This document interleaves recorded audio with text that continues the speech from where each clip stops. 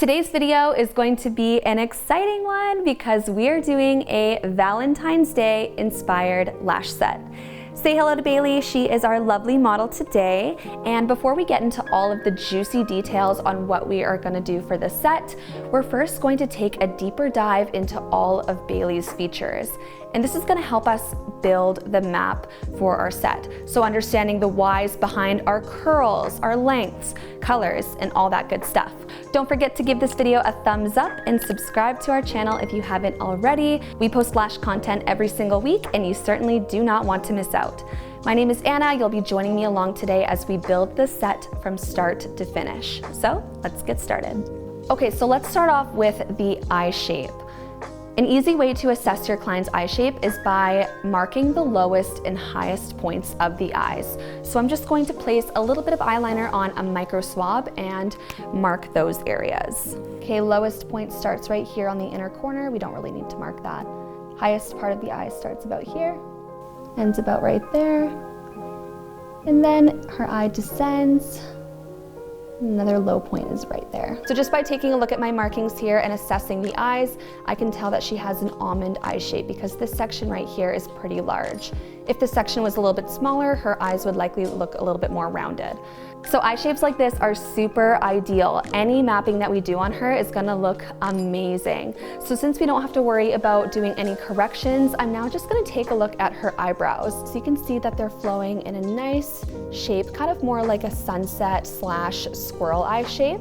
So I think I'm just gonna flow with the shape of her brows and use that as a guideline and create my mapping to kind of flow with the shape there. And I think that will look really nice and they'll complement one another. So since we are on the topic of her eyebrows, let's talk about the amount of space that she has. So from her eye here to her eyebrows, her spacing is quite moderate. So she doesn't have too much, she doesn't have too little. This means that if we were to use, say, like a 12 millimeter, that length is gonna look true to size. It's exactly how you would expect a 12 millimeter to look. So I don't think I'm gonna go any higher than a 13 millimeters because I don't wanna exceed my lengths past the eyebrows. I want them to be pretty noticeable, but not overly long. So I'll probably stick between a 12 or a 13 millimeter for my longest length. Now let's talk about Bailey's eye crease. So she does have a pretty prominent crease here and it goes all the way into the inner corner there. So to be mindful, I'm gonna stick to weaker curls. I'll probably use a C curl for her because if we use anything too curly, we risk the possibility of the extensions curling back and touching the eye crease, which would of course cause discomfort. So I'm gonna be mindful and stick to shorter lengths on this inner corner here and use a C curl across the board. As for Bailey's lashes, you can tell that her lashes are quite lifted, so we definitely don't need to work with a stronger curl anyways. We're gonna get a lot of lift from that C curl, so it's gonna look lovely. So Bailey and I did chat before we began the service, and she mentioned that she doesn't wear makeup on a daily basis. And even though we are doing a Valentine's Day inspired set, I want to make sure that the set is going to be wearable for an everyday look. So considering her natural lash color and her eyebrows and even just her skin tone and her eye color, I'm thinking that brown is definitely the way to go. It's going to avoid the extensions looking too harsh, and I think it will really complement the pop of pink that we're gonna add in there as well. So I'm gonna be working with all wet lashes today, and I'm gonna walk you through my mapping when I create them on the iPads, but that is the goal for the set. All right, let's get those iPads on and draw out our map.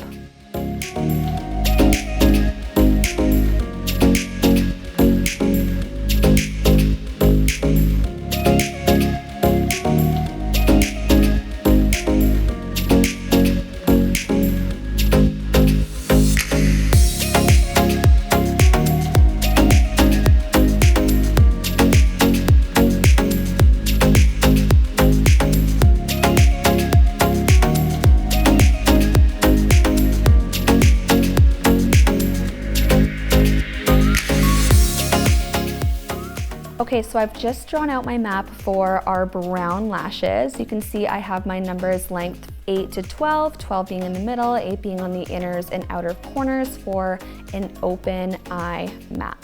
I also went ahead and drew some arrows.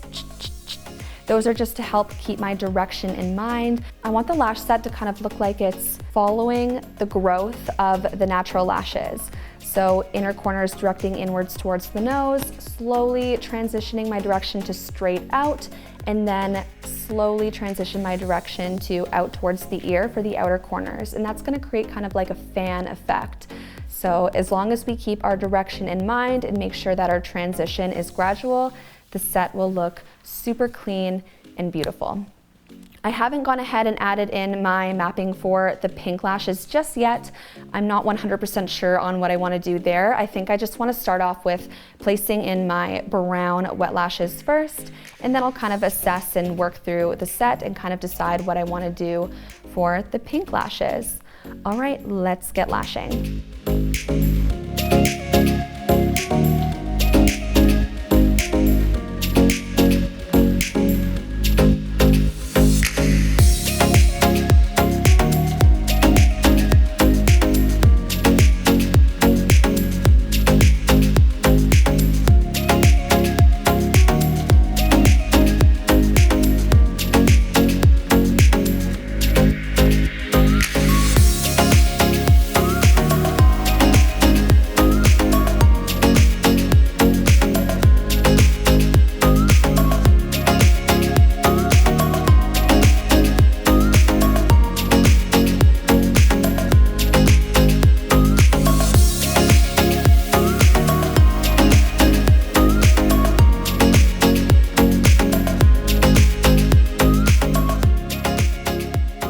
Okay, so I've just created the shape for our set. I worked across the top layer using lengths 8 to 12, and now I'm just going in and filling the base with shorter lengths. So you can see that I added in a few numbers below here, 8 through 10 and 10 down back to 9, and that's just gonna add in some more texture and fullness along the base. As I'm working across the set, I'm making sure to leave a couple lashes out for when I add in my color. I'm thinking I'm gonna add the pink lashes along the bottom layer, and I'll start on the outer corner and then work my way across the eye. I'm not 100% sure if I want to add in pink all the way to the inner corner. I'm just gonna like assess as I work, but that's what we have going on so far. By the way, I'm working with our Invisabond glue, which is a clear adhesive that we offer here at Lost Artistry. I'm using that to keep the base of the extensions nice and clear. And as for my tweezers today, I'm using Slimboot for pickup and our Precision Grippo Isolation for isolating.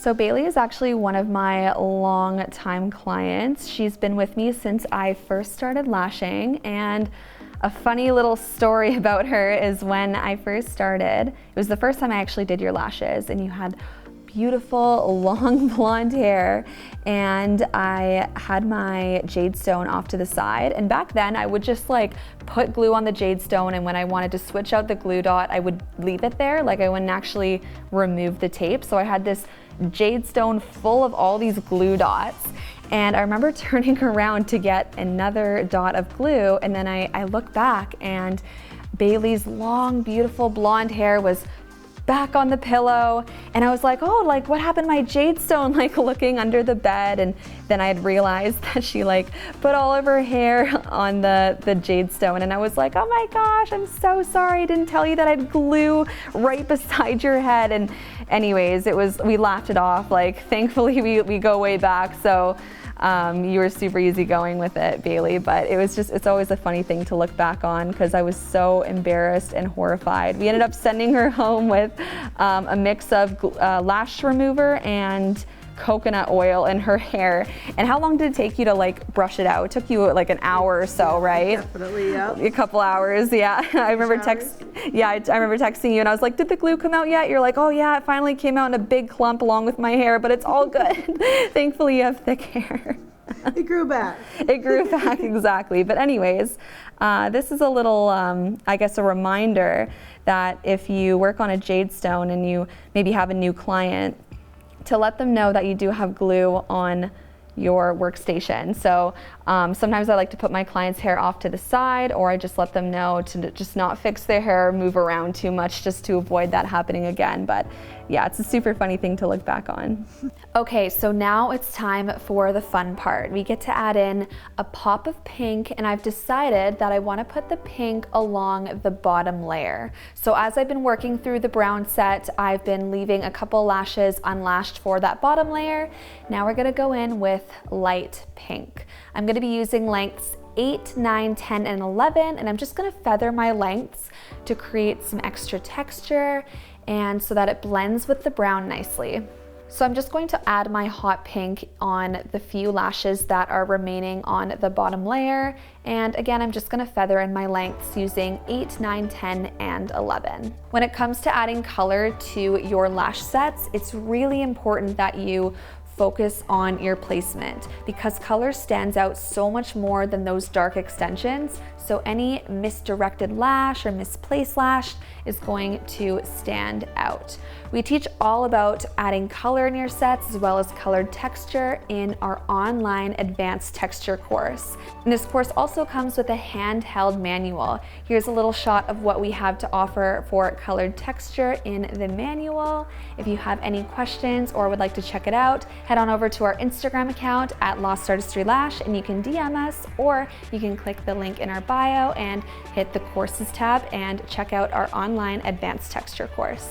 Okay guys, we are all done. The last step we have is to super bond. By adding super bonder along the base, it's gonna add flexibility to the glue. It's gonna lock in all of those glue fumes, and it's going to prolong our retention. I never skip this step no matter what, whether I'm doing a fill or a full set. And it's also gonna help keep our fans nice and closed as well. So this is a great product to have in stock on your lash cart and a great product to sell to your clients as well. If you have clients that don't have as great retention and they love to keep up with their lash care, you can sell this product to them as well as sending them home with a few micro swabs, and they can apply this every single day to their lash line to boost their retention. All right guys, this is the final result. We have our brown, light pink, and hot pink Valentine's Day teddy bear lash set. Oh, I'm so happy with how it turned out. I would love to hear what you guys think about it in the comments below. Don't forget to like this video and share it with a lash bestie, and we would love to hear if you're doing any fun Valentine's Day sets this year. Go ahead and drop a comment below, and we will see you on our next tutorial. As always, thanks so much for tuning in, and we will see you again soon. Bye.